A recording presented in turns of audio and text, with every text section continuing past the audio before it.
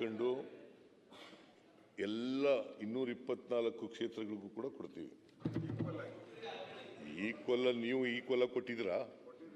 ಎಲ್ಲಿ ಕೊಟ್ಟಿದ್ದೀರೇನೆ? ಸುಮ್ಮನೆ ಕೊಟ್ಟಿಲ್ಲ.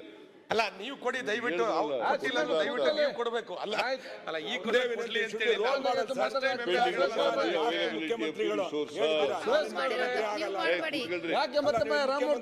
ಇದು ಲಾಸ್ಟ್ ನಿಮ್ದು ರೂಲಿಂಗ್ ಪಾರ್ಟಿ ಅಪೋಸಿಷನ್ ಅಲ್ಲಿ ಇದ್ದಾಗ ಒಂಥರ ಬಾಲಕೃಷ್ಣ ಅವರೇ ಅಪೋಸಿಷನ್ ಅಲ್ಲಿ ಇದ್ದಾಗ ಬಾಲಕೃಷ್ಣ ಅವರೇ ಮಂಜು ಅವರೇ ಅಂತ ಹೇಳ್ತಾರೆ. ಅವ್ರಿಗಿಂತ ಒಂದು 5 ಕಡಿಮೆ ಕೊಡ್ರಿ.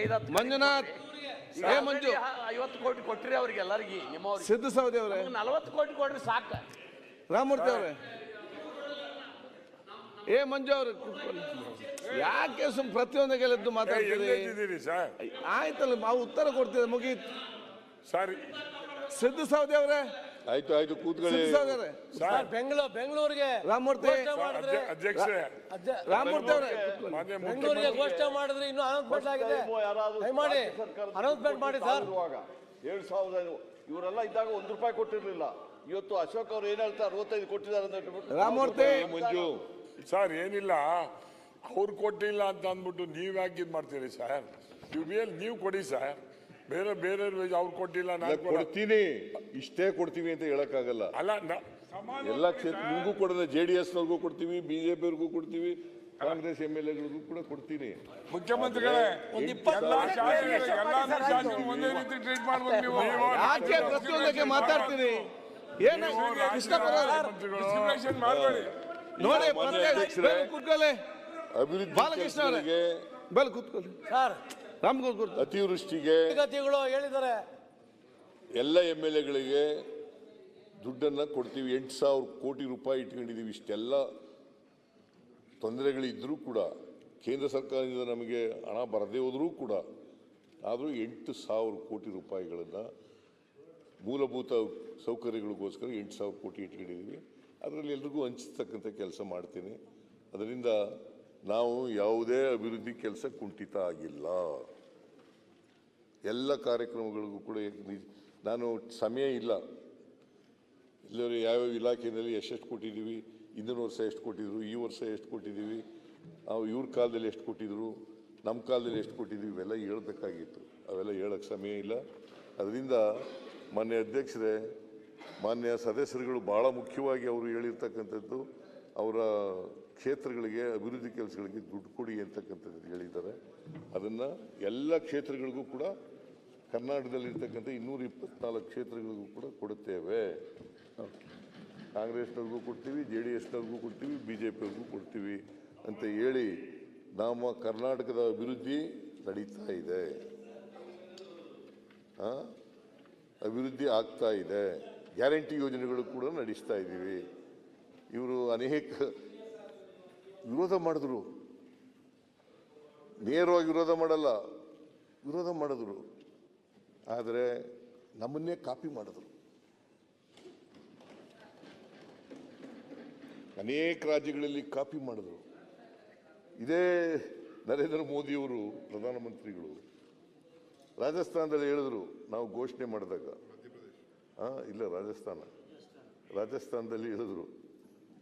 ರಾಜಸ್ಥಾನದಲ್ಲಿ ಏನಂತ ಹೇಳಿದ್ರು ಅಂತಂದ್ರೆ, ಆರ್ಥಿಕವಾಗಿ ದಿವಾಳಿ ಆಗ್ಬಿಡ್ತದೆ ಇವುಗಳನ್ನ ಜಾರಿ ಮಾಡಿಬಿಟ್ರೆ, ಮಾಡಕ್ ಬರಲ್ಲ ಅಂತ.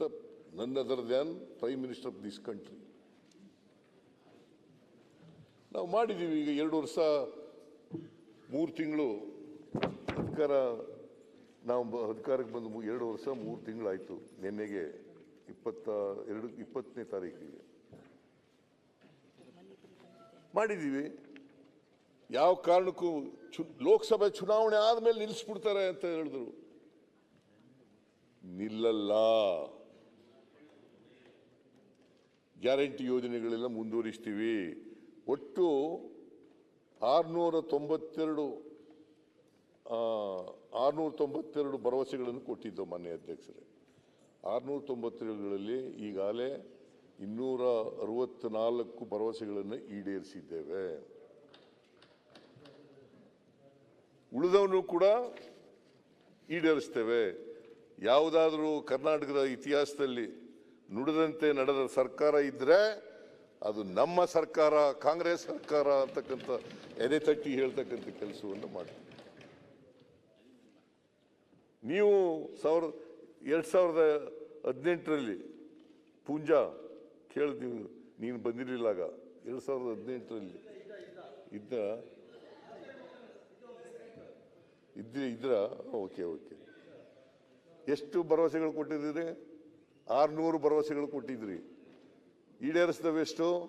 60 ಭರವಸೆಗಳು, 10% ಆಯಿತು ಅಲ್ವಾ? ನಾವು ಎಲ್ಲ ಭರವಸೆಗಳನ್ನು ಈಡೇರಿಸ್ತೀವಿ.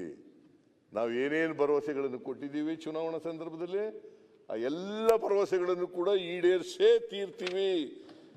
13ರಿಂದ 18ರವರೆಗೆ ಎಲ್ಲ ಭರವಸೆಗಳನ್ನು ಈಡೇರಿಸಿದ್ದೀವಿ, ಈಗಲೂ ಕೂಡ ಈಡೇರಿಸ್ತೀವಿ. ನಾವು ಜನತೆಗೆ ಕೊಟ್ಟಂಥ ವಚನ ಪಾಲನೆ ಮಾಡ್ತಕ್ಕಂಥ ಕೆಲಸವನ್ನು ಮಾಡ್ತೀವಿ. ಅದರಿಂದ ಯಾವ ಸದಸ್ಯರು ಕೂಡ ಅನುಮಾನ ಪಟ್ಕೋಬೇಕಾದಂಥ ಅಗತ್ಯ ಇಲ್ಲ. ಜನರಿಗೆ ನಾವು ನುಡಿದಂತೆ ನಡೀತಕ್ಕಂಥ ಸರ್ಕಾರ, ನುಡಿದಂತೆ ನಡೀತಕ್ಕಂಥ ಸರ್ಕಾರ, ಜನರಿಗೆ ದ್ರೋಹ ಮಾಡಲ್ಲ ಅಲ್ವಾ?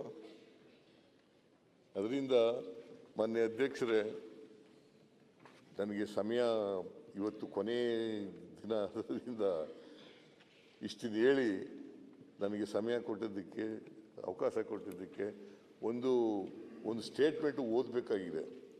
ಆ ಸ್ಟೇಟ್ಮೆಂಟ್ ಓದ್ಬಿಟ್ಟು ಆಮೇಲೆ ಕ್ಲಾರಿಫಿಕೇಶನ್ ಇದಕ್ಕೆ ಸಂಬಂಧಪಟ್ಟದ್ದಲ್ಲ, ಕ್ಲಾರಿಫಿಕೇಶನ್ ಆದಮೇಲೆ ಓದ್ತೀನಿ.